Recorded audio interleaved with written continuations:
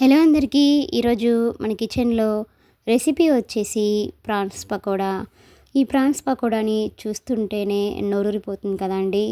మరి ఈ ప్రాన్ పకోడాని చాలా సింపుల్గా, చాలా టేస్టీగా, చిన్నపిల్లలు కూడా చాలా ఇష్టంగా తినేలాగా ఎలా ప్రిపేర్ చేసుకోవాలనేది ఇప్పుడు మన వీడియోలో చూద్దాం. ఇది అందరూ తప్పకుండా ట్రై చేయాల్సిన రెసిపీ అండి. చాలా అంటే చాలా టేస్టీగా ఉంటుందండి. మరి దీన్ని ఎలా చేయాలనేది లేట్ చేయకుండా మన వీడియోలోకి వెళ్ళిపోదాం. ముందుగా ఒక బౌల్లోకి ప్రాన్స్ని తీసుకోండి. వీటిని సాల్ట్ అలాగే పసుపు వేసుకొని 2-3 సార్లు నీచు వాసన లేకుండా ఈ ప్రాన్స్ని ఇలా బాగా క్లీన్ చేయండి. ఇలా క్లీన్ చేసుకున్న ఈ ప్రాన్స్ని స్ట్రైనర్లో వేసుకొని తడి ఏమీ లేకుండా ఇలా నీట్గా తీసుకోండి. ఇప్పుడు మ్యారినేట్ చేసుకోవడానికి 1/2 టీ స్పూన్ సాల్ట్ అలాగే 1/4 టీ స్పూన్ పసుపు, 1.5 టీ స్పూన్ వరకు కారంని కూడా వేసుకోండి. అలాగే 1/2 టీ స్పూన్ ధనియాల పొడి, 1/4 teaspoon garam masala, 1/4 teaspoon జీలకర్ర పొడి కూడా వేసుకోండి. అలాగే 1/4 టీ స్పూన్ కంటే కొంచెం తక్కువగా మిరియాల పొడిని కూడా వేసుకొని ఒక సగం నిమ్మ చెక్కను కూడా రసం పిండండి. ఇప్పుడు ఈ మసాలాలు మొత్తం ప్రాన్స్కి పట్టేలాగా ఇలా ఒకసారి ఒక 2-3 నిమిషాల పాటు బాగా మిక్సింగ్ చేయండి. ఇలా కలపడం వల్ల ఇలా రొయ్యల్లోకి మసాలా మొత్తం వెళ్ళి మనకి టేస్ట్ అనేది చాలా బాగుంటుందండి. ఇలా ఈ విధంగా 1 నిమిషం పాటు వీటన్నిటిని బాగా కలిపేసుకొని దీనిలోకి 1.5 టీ స్పూన్ వరకు శనగపిండిని కూడా వేసుకోండి. ఇది రొయ్యలకి మంచి బైండింగ్లా యూజ్ అవుతుందండి. అలాగే 1 స్పూన్ కార్న్ఫ్లోర్ని కూడా వేసుకోండి. మీకు కార్న్ఫ్లోర్ అనేది అందుబాటులో లేకపోతే 1 స్పూన్ బియ్యం పిండిని కూడా వేసుకొని వీటిని ప్రిపేర్ చేసుకోవచ్చండి. ఇప్పుడు ఈ రెండు కూడా ప్రాన్స్ ముక్కలకి పట్టేలాగా ఇలా ఒకసారి బాగా మిక్సింగ్ చేయండి. ఈ ప్రాన్ పకోడా అనేది ఎప్పుడు ఈ స్టైల్లో ట్రై చేయకపోతే ఈసారి తప్పకుండా ఈ రెసిపీని ట్రై చేయండి. చాలా టేస్టీగా ఉంటుందండి. చివరిగా దీనిలోకి 1/4 టీ స్పూన్ అల్లం వెల్లుల్లి పేస్ట్ కూడా వేసుకొని మరొకసారి బాగా కలిపేసుకొని దీన్ని ఒక 20 నిమిషాలు పక్కన ఉంచండి. 20 నిమిషాల తర్వాత స్టవ్ ఆన్ చేసుకొని కడాయిలోకి డీప్ ఫ్రైకి సరిపడా ఆయిల్ని వేసుకొని ఆయిల్ బాగా హీట్ అయిన తర్వాత దీనిలోకి ఒక్కో ప్రాన్ని తీసుకుంటూ ఇలా నెమ్మదిగా ఆయిల్లో వదలండి.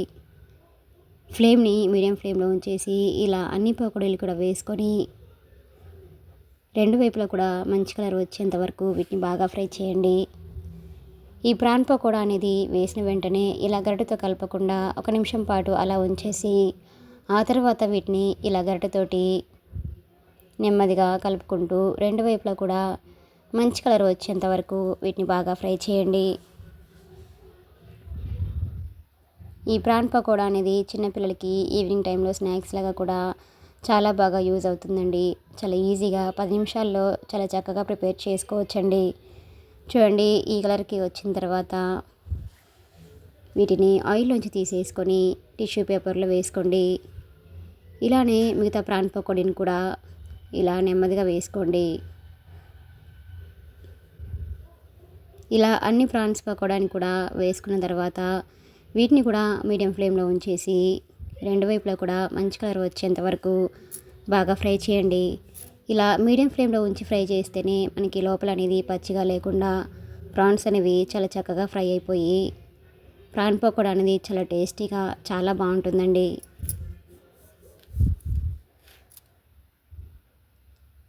ఈ ప్రాన్ పకోడాని ఇలా చేసి పెడితే చిన్నపిల్లలైనా పెద్దవాళ్ళైనా కూడా ఎవరైనా కూడా చాలా బాగా ఇష్టంగా తింటారండి. ఈ ప్రాన్ పకోడాని ఎప్పుడు ఇలా ట్రై చేయకపోతే ఈసారి తప్పకుండా ఈ రెసిపీని ట్రై చేయండి. చాలా చాలా టేస్టీగా, చాలా క్రిస్పీగా చాలా బాగుంటుందండి.